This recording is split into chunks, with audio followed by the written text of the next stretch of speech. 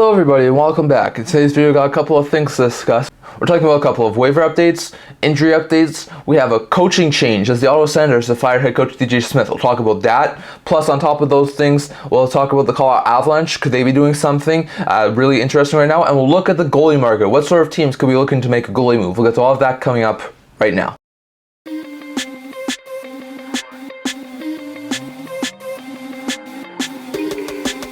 Hello everybody and welcome back to another video here at the Internet Talker channel. Before beginning this video, don't forget to like this video and subscribe down below. We have hit 200 subscribers. Thank you for all of your support. I've never been able to do it with all of you guys, so don't forget to continue to subscribe so we can hit 250 subscribers. But going over to this video here, I would usually start off by discussing a couple of signings. There have not been any signings over the past couple of days. I also haven't seen any news on the Ethan Bear stuff. I know I talked about this, I think, last week. That sounded like Ethan Bear was nearing a 2-year, $2 million extension with the Washington Capitals. I still haven't seen that be officially signed. I'm not sure if they've hit a snag or if they're still working out some kinks on the contract, but I still haven't figured out why that contract hasn't been officially signed yet. So still don't know exactly what's happening with Ethan Bear, but it hasn't been officially signed. And with all the other signings all caught up, we don't have any signings to talk about here today. So we'll get over to the waiver update. We did have an interesting waiver update over the past couple of days.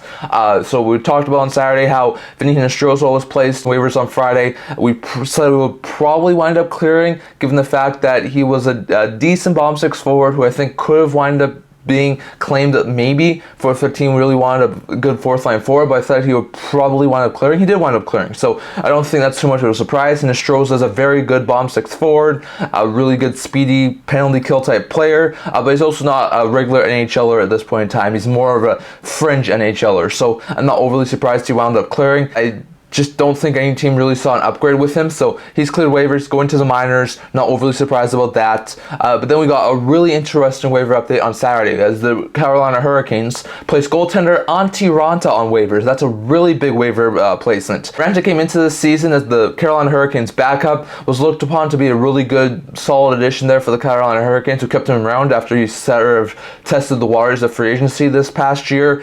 He wound up going back to Carolina, signing on a 1-year deal. It's sort of like a really good addition there for the Carolina Hurricanes, but it hasn't worked out so far. Anderson's left with blood clotting problems, which has kept him out of games right now. They sort of fell on Raanta to be sort of the starter for at least the short term, maybe possibly the long term, and Ranta's so far been atrocious. He has not done overly well this year.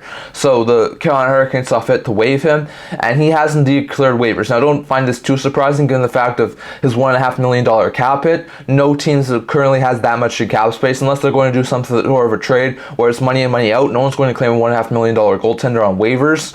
Elliot Freeman did talk about this on the 30 Thoughts podcast. He did say that he thinks that if Raanta was possibly playing a little bit better, maybe there would have been a couple of teams who possibly took a chance on him. But with Raanta not playing overly well, putting up some atrocious numbers this year, and really not being the 1B goaltender that the Carolina Hurricanes were trying to get when they signed him, it just seemed like it was time for him to be placed on waivers. He did go on waivers. He's now been assigned to AHL Chicago, which was the Carolina Hurricanes AHL affiliates before they became independent, but that is where he's going. So that's not overly surprising. I think that Raanta needs some sort of a fresh start, sort of like Campbell did a couple of weeks ago. Hopefully he can play a little bit better in the minors, but I'm not overly surprised he cared given the fact that he's not playing overly well right now and has over $1 million cap hit, so not overly surprised by that, not overly surprised he cleared. We'll get to the Carolina Hurricanes and the goaltending situation in a second, but Raanta did clear waivers, and we do have 3 more waiver placements yesterday. So there was no waiver placements on Sunday, but there were 3 on Monday, and that is that the Washington Capitals placed Lucas Johansen, the Pittsburgh Penguins placed Ryan Shea, and the Buffalo Sabres placed Jaques Martin all on waivers. Now, I'm not surprised by any of these guys. They're all lower-end depth defensemen at this point in their career. For Pittsburgh, Ryan Shea, he got his first taste of NHL action this year. He has been mostly an AHL player for the majority of his career. I don't expect any team to claim him unless there's someone who really desperately needs a defenseman who can play some third-pair minutes. I don't expect Shea to possibly be claimed, so that'll be an interesting one. Lucas Johansen's a solid young 6th, 7th defenseman. I could see someone claim him, given the fact he's on a cheap deal. He's a little bit of a younger defenseman, so I could possibly see someone try and claim Lucas Johansen, but wouldn't say it was a guarantee that anyone does, as I think that's quite possible he does wind up clearing, given the fact that he doesn't have too much NHL experience. As for Jaques Bryson, I think he would, at a lower cap hit, definitely be a really intriguing name, but he makes $1.8 million. He's more of a third pair defenseman. Given those two facts, I don't see any team sort of claiming Bryson, just given the fact that I don't think anyone can really afford his contract. So unless maybe there's one team out there who has a really bad problems in their defense, so it will be interesting to see. But Johansen's on waivers. I expect him to probably clear, although I think he'd probably be the most likely to be claimed. Shea's placed on waivers. I expect him to clear, and Bryson's placed on waivers. If he was at a lower cap hit, maybe he winds up not clearing, but I think with his $1.8 million cap hit, Bryson will probably wind up clearing. And these three have all been placed on waivers yesterday. So at the recording of this video on Tuesday morning, I don't know the outcome of this, as the waiver update hasn't been finalized yet, but we do know that Johansen, Shea, and Bryson are on waivers, and we'll have to wait to see later today if they wind up being cleared or if one or two of them wind up being claimed, so it'll be interesting to see there. But three defensemen are on waivers. I'll have to wait and see, but Raanta did clear and Hinostroza did clear, not too surprised there, and really good stuff there for those two, as the Penguins and Canes get to keep their goaltender and their bottom six forwards, so really good stuff there. Then we go over to the injury update part of the video. Lots of interesting injury updates from the past couple of days. So on Saturday we had a handful of injuries. Arthur Kaliyev with the LA Kings, Klim Kostin with the Detroit Red Wings, as well as J.G. Compher with the Detroit Red Wings, Chad Ruhwedel with the Pittsburgh Penguins, Victor Hedman with the Tampa Bay Lightning, and for the first time in a couple of weeks, maybe even closer to a month, Timothy Liljegren with the Toronto Maple Leafs were all cleared to play and got back into game action for those teams, so that was really good news for all those guys there. We do have a couple of injuries. Cale Makar's lower body injury, he's going to be out for an unknown period of time for the Colorado Avalanche. Alex Lyon has a lower body injury, he's going to be out for an unknown period of time. I think it was like a week or two maybe for the Detroit Red Wings. And Alex Vlasic has an upper body injury for the Chicago Blackhawks. He's going to be out for an unknown period of time. So really bad stuff there for the Chicago Blackhawks. Then on Sunday we had a couple more injuries from around the NHL. Adin Hill left the game for Vegas on Sunday due to an undisclosed injury. He's going to be out for an unknown period of time. Vitek Vanecek has an undisclosed injury, out for an unknown period of time. Kalen Addison has a lower body injury, out for an unknown period of time. TJ Oshie has a lower body injury. He's going to be out for an unknown period of time. But Martinez was cleared to play. Before the game, Adin Hill was cleared to play. He got re-injured something in the game against the Ottawa Senators, so really bad stuff there for Vegas. And Jacob Markstrom's been cleared to play for the Calgary Flames. He played yesterday, so really good stuff there for Calgary. And then yesterday we saw a handful more of injuries. Dylan Larkin has been cleared to play by the Detroit Red Wings, Colin Blackwell by the Chicago Blackhawks, Aaron Ekblad by the Florida Panthers, Oscar Lindblom by the San Jose Sharks, Chris Tanev by the Calgary Flames, Jordan Eberle by the Seattle Kraken, Rickard Rakell and Noel Acciari by the Pittsburgh Penguins. So really good stuff there for the teams who were able to get some of these players back from injuries. Also, we saw a couple of injuries from some of these teams. Zach McCune has a hamstring injury. He's going to be out day right now. Joey Anderson has a shoulder injury. He's out for an unknown period of time. Jake Onger's lower body injury status has been updated to week, so that's a really bad blow for the Stars to lose their starting goaltender for the next couple of weeks. Matt Zuccarello has an upper body injury, out for an unknown period of time. Pierre-Louis Bellemare and Jared McCann both have lower body injuries, out for an unknown period of time.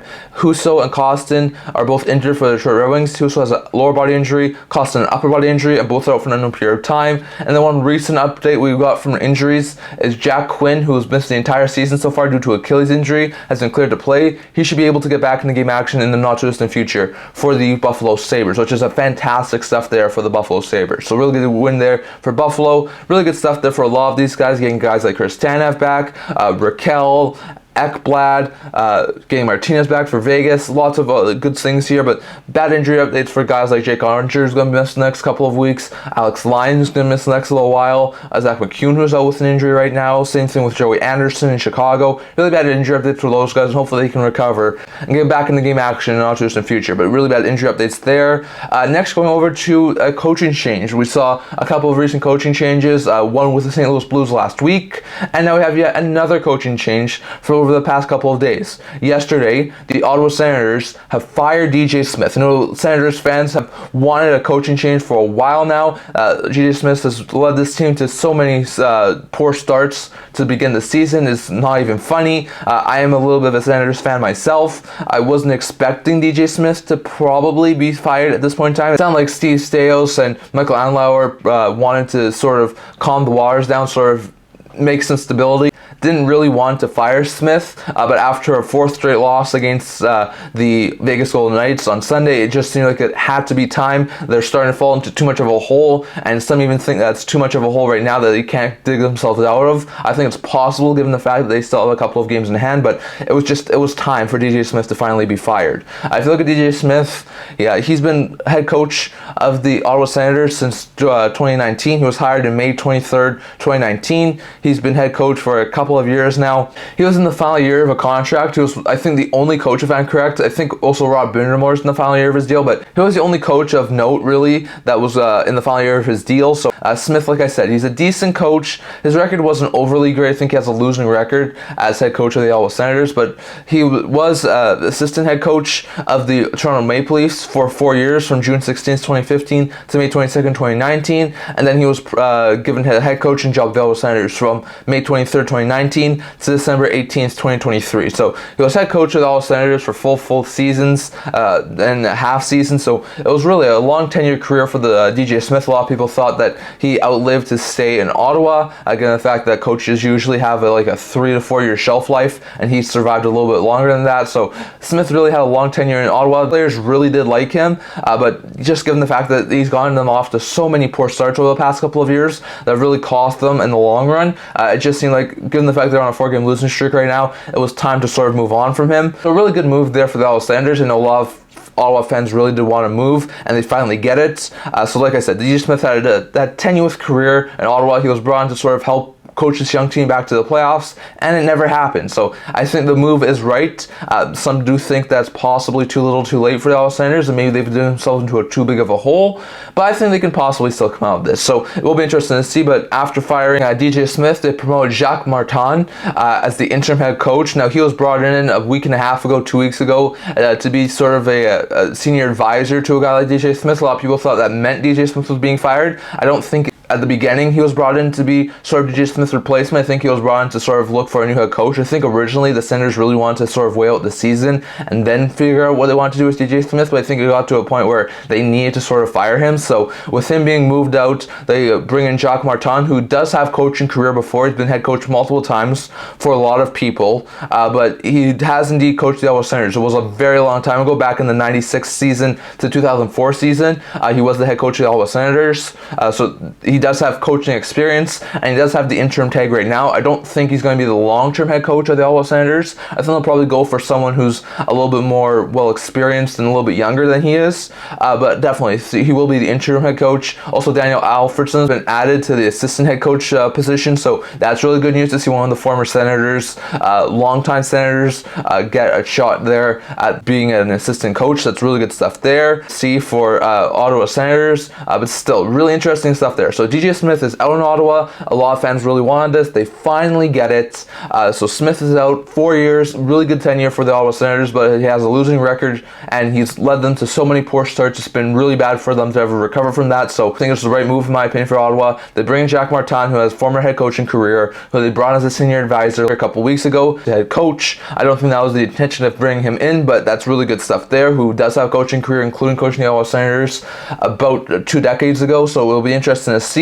And promote Daniel Alfredsson to being an assistant head coach. Really good stuff there for the Ottawa Senators. I think this is a really good move. As much as the players liked him, I think it was time for a move, and hopefully this coaching change is able to jumpstart the Ottawa Senators into jumping back into a playoff spot. So it will be interesting to see. They've dug themselves into a pretty big hole, but they do fire their head coach. I think Jaques Martin is an interim head coach. I think they'll look for a more long-term solution. And with all the other guys that have been fired, like a Craig Berube, a Jay Woodcroft, a Dane Evison, I could see one of those 3 guys wind up getting a new head coaching position in Ottawa. I think it's quite possible. So it will be interesting to see, but I definitely do think that Ottawa made the right move. Is it too little too late? We shall see. But the Senators have made a coaching change. DJ Smith is out, and Jaques Martin is in as head coach, at least on the interim side, and Daniel Alfredsson is an assistant head coach. So it'll be interesting to see how that goes. And then lastly, we're going over to a couple of trade rumors. Now, first with the Colorado Avalanche, before I get into all of this goaltending rumors. For the Colorado Avalanche, there's been a lot of talk recently that the Avalanche could wind up making some moves in the not too distant future. Elliot Friedman mentioned this on his 32 Thoughts podcast, plus Saturday Night Headlines, saying that With the trade roster freeze tomorrow, I forgot to mention that, but the roster freeze will go from tomorrow until next Wednesday. So for the next week, we won't have any roster moves over the next little while. So the roster freeze starts tomorrow. I think it's at like midnight if I'm correct, and will go from Wednesday the 20th to Wednesday 27th. So it will be interesting to see. But with the roster freeze coming up, he said that teams that we're talking with Colorado and St. Louis. St. Louis, he said that maybe a little bit less likely to make a move right now, given the fact they just made the coaching change and they're starting to play a little bit better. So he doesn't think they're making a move as of right now. But he does say the Avalanche, after moving to Tar, like we talked about on Saturday, he does think that they are looking at a couple of different things.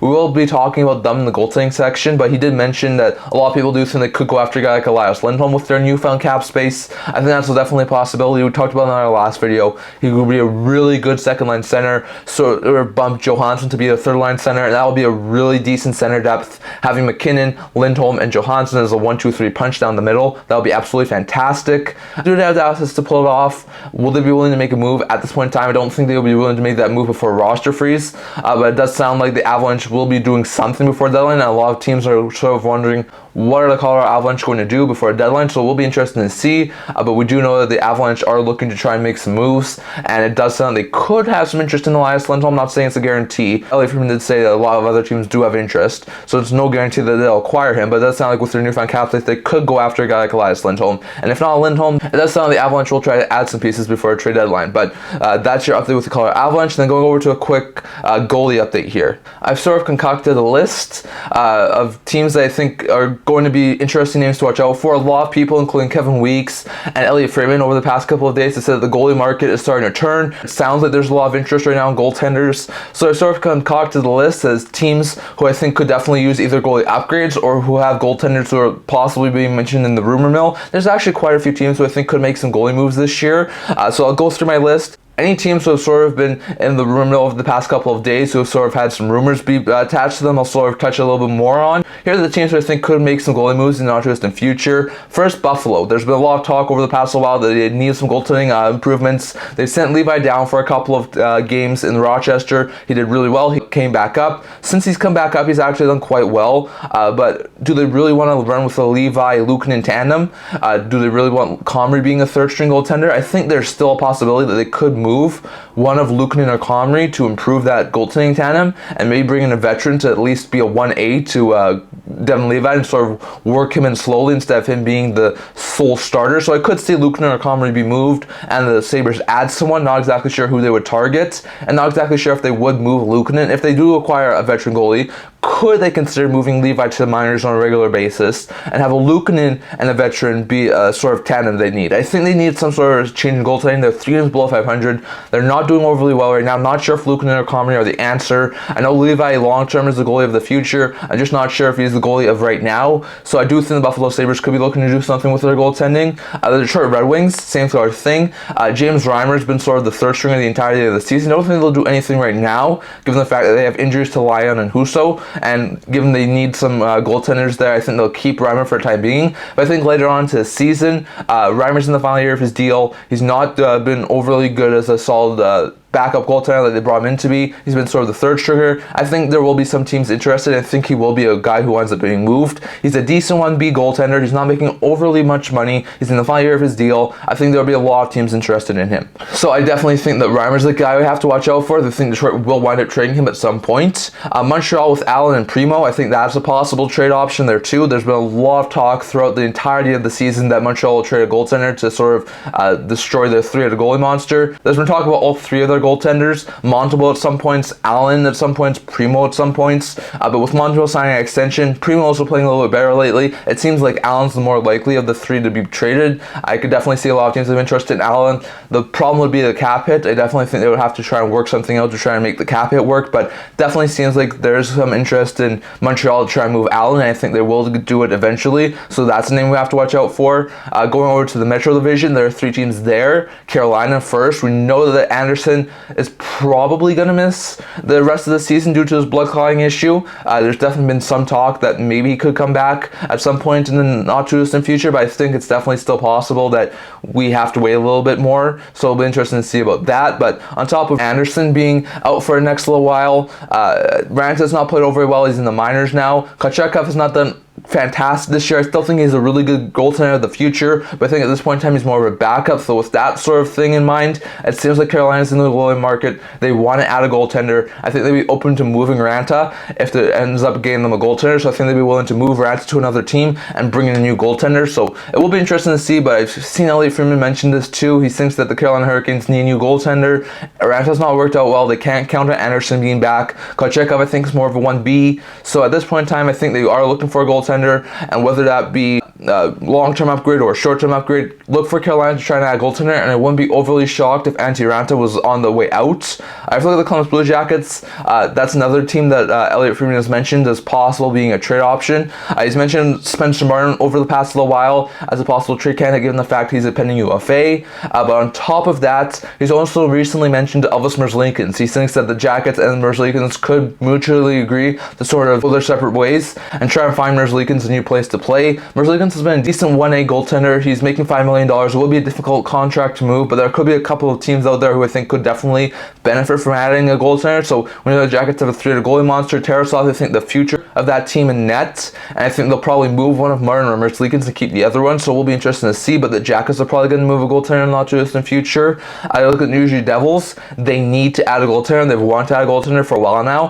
The Vanchek and the Schmid tandem are not working right now, so I could see them do one of two things. Either they acquire a goaltender, have Vanchek be the backup, and move Schmid to the minors, or they have Schmid remain the backup and they move Vanchek for another goaltender. But I think they definitely are going to have to add. I think it's possibly could move Vanchek, but whether it's Gibson, Allen, or someone else, I think they definitely have to add some sort of a goaltender, and I think it's going to happen not just in future. It will be interesting to see, but we know that the Devils are really interested in adding a goaltender. Like I said, I think Gibson could be a possibility. I think Allen could be a possibility, but I think they'll definitely move Vanchek if the right deal presents itself and acquire a new goaltender to work with Schmid. So that'll be interesting to see. If you look at the Central Division, we could see Colorado add a goaltender. I still wonder about that. They'd be more of a backup. I'm not sure if they're overly confident in having Georgiev play a huge amount of games, whereas Prosvetov is the backup. So if they're not overly confident in Prosvetov being the backup, I could see him still go after a goaltender. There was a lot of talk in the offseason that they could try and go after a goaltender. Not an overly expensive one, maybe just a cheaper backup, but I think they could try and look to add a veteran goaltender to be the backup. But I also think in a little while, the Chicago Blackhawks will look to entertain options of moving Pierre Mrazek. He's in the final year of his deal. He's not in an overly bad contract position at this point in time for the Chicago Blackhawks.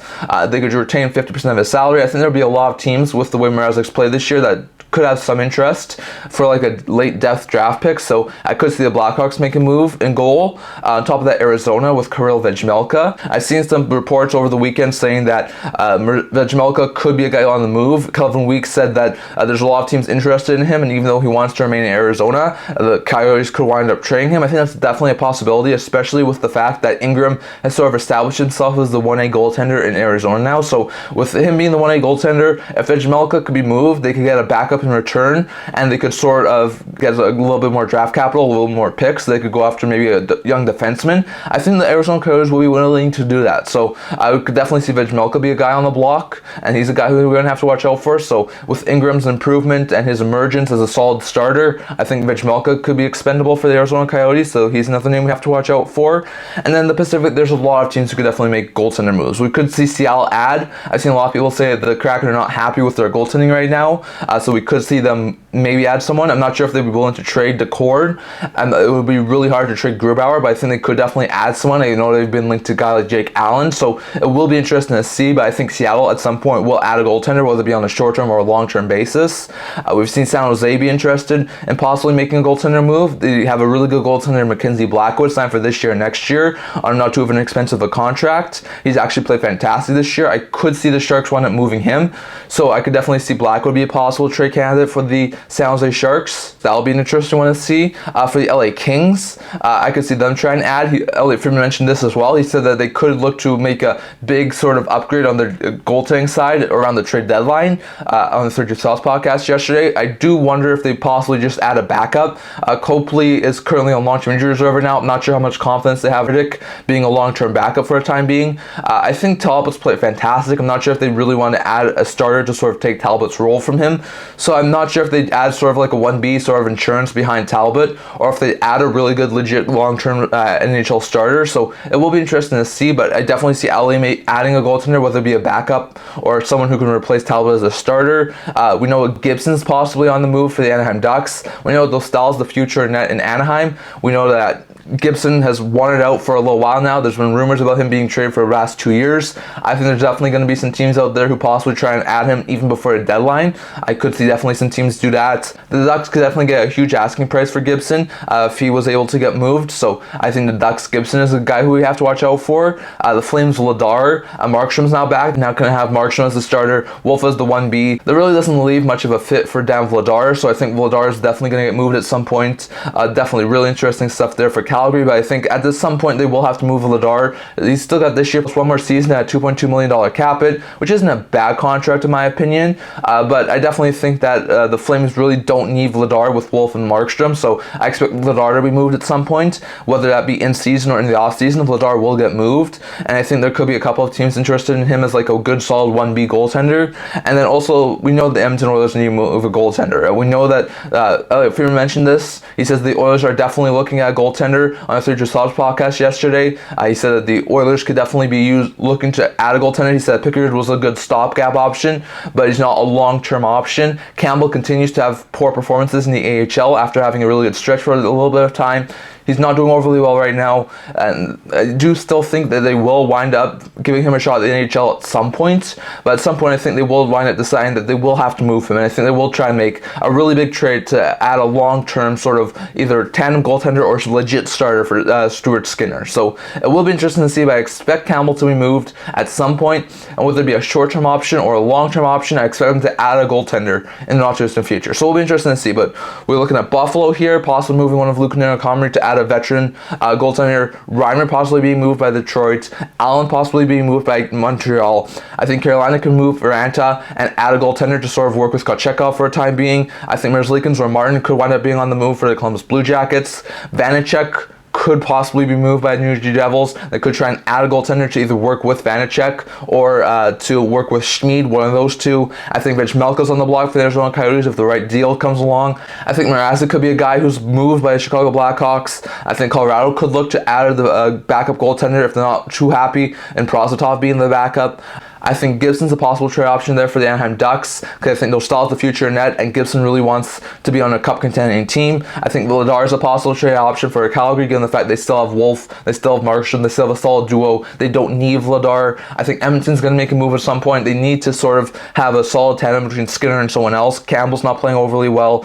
Pickard's not a long-term solution. They need a goaltending upgrade, so I could definitely see him move Campbell, add another goaltender. I could definitely see LA add a goaltender. With Copley out, I could definitely see him look at a backup. Not sure if they go for a full-fledged starter at this point in time, given the fact of how good Talbot's been in net, but I do think they will go for a goalie upgrade, whether it be at the backup position or the starter position at some point. Blackwood, I think, is a very good likely option there to be traded by the San Jose Sharks. It's time for this year. Next year has been a really fantastic goaltender there for the San Jose Sharks this year. I think he could definitely be a really good upgrade for some teams. And I think Seattle, after not having really great performances from Grubauer and Decord, would definitely be entertaining adding a goaltender. Now, would they be willing to move Grubauer? I think that's a possibility, but will be definitely difficult, so we'll be interested to see. But Seattle, San Jose, LA, Edmonton, Calgary, Anaheim, Colorado, Chicago, Arizona, Columbus, Carolina, New Jersey, Buffalo, Detroit, Montreal are all the teams right now who I do think do have some interest in possibly moving a goaltender. So we'll be interested to see. It definitely sounds like we will get some goalie moves in the not too distant future. So definitely, I'll let you guys thoughts on all of that down in the comment section below. But that's what I'm going to talk about for today. Left you guys thoughts, like I said, on the goaltending moves. What sort of goaltending moves do you think will end up happening? What sort of moves do you think won't happen? Definitely left you guys thoughts on that. Do you see Colorado adding a big piece in the next couple of weeks, possibly a month before a deadline? Do you see Elias Lindholm being moved to Colorado? Could they look to try and add something else with their newfound cap space? Definitely have to hear your thoughts on that. What do you think about the Sens coaching firing? Was it the right move for the Ottawa Senators to fire D.J Smith? Do you think it was the right move? Do you think they did it too late? And do you think Jaques Martin will sort of help this team on an interim basis become a lot more competitive? Definitely have to hear your thoughts on that, plus the injury and waiver updates as well. Definitely let's hear your thoughts on all of that down in the comment section below. But that's what I'm going to talk about for today. Remember to like this video, and if you'd like to subscribe down below. We have hit 200 subscribers. Thank you for all your support. I've never been able to do this without you guys. So if I get to continue to subscribe so we can hit 250 subscribers. I also have a blog talking about news, rumors, analysis, stuff like that, so if you can check that out. I'll leave a link in the description below, and I can't wait to see you guys all for next video. See you guys soon.